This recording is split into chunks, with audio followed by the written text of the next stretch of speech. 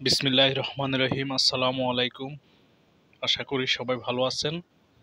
Citizen foundation হচ্ছে একটি সমাজ কল্যাণ ও স্বেচ্ছাসেবী এবং সম্পূর্ণ অরাজনৈতিক সংগঠন, যেটি 2025 সালের জানুয়ারির দিকে আসলে আপনাদের সামনে আমরা তুলে ধরার চেষ্টা করেছিলাম জানুয়ারি থেকেই।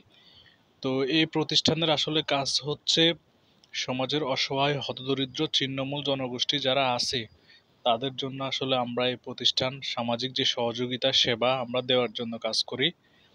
এখানে আমাদের প্রতিষ্ঠানের প্রতিষ্ঠাতা সভাপতি হচ্ছেন আমাদের দিদারুল আলম, যিনি আসলে দক্ষিণ কোরিয়া প্রবাসী এবং অত্যন্ত সুন্দর মন মানসিকতার একজন মানুষ।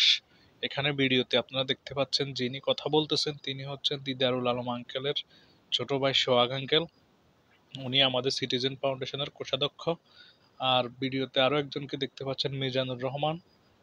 উনি আসলে ওনার আপ্রাণ চেষ্টায় আমাদের সংগঠনের কার্যক্রম আসলে যে ক্রমবর্ধমান যে ধারা থাকে আসলে ওই ধারাটা প্রবাহিত হচ্ছে একেবারে দ্রুত। উনি না হলে আসলে এই কাজগুলো সুন্দরভাবে আমরা সমাপ্তি করতে পারতাম না। মিজান ভাই গতকালকেও আমাকে ফোন দিয়ে বলছিল, বলার কারণে আসলে আমি অনেক ব্যস্ত থাকার পরও উনি সহ আমরা উপস্থিত হই প্রোগ্রাম সফল করার জন্য। আসলে প্রোগ্রামের মূল থিম হচ্ছে যে একটা ছেলে দেখতে পাচ্ছেন মহিলার সামনে ছোট, ওই বাচ্চাটা আসলে অর্থের অভাবে পড়াশোনা করতে পারে নাই। ওর বাবা 3টা বিয়ে করছে, ওর মাকে রেখে গেছে, যাওয়ার কারণে ও কোরআন শরীফ মোটামুটি শেষ করার শেষ পর্যায়ে আছে হাফেজির। এখন অর্থের অভাবে পারতেছে না, এই কারণে সিটিজেন ফাউন্ডেশন দায়িত্ব নিয়ে দিদারুল আলম আঙ্কেল নিজে দায়িত্ব নিয়েছেন ওই ছেলেটার প্রতি মাসে একটা খরচ দিবেন, যাতে করে ও একজন ভালো হাফেজ হয়ে তার পড়ালেখা শেষ করতে পারে এবং তার যে মা আছে ওনার জন্য এবং ছোট 2টা ভাই বোন আছে ওনার জনদের পাশে দাঁড়াতে পারে।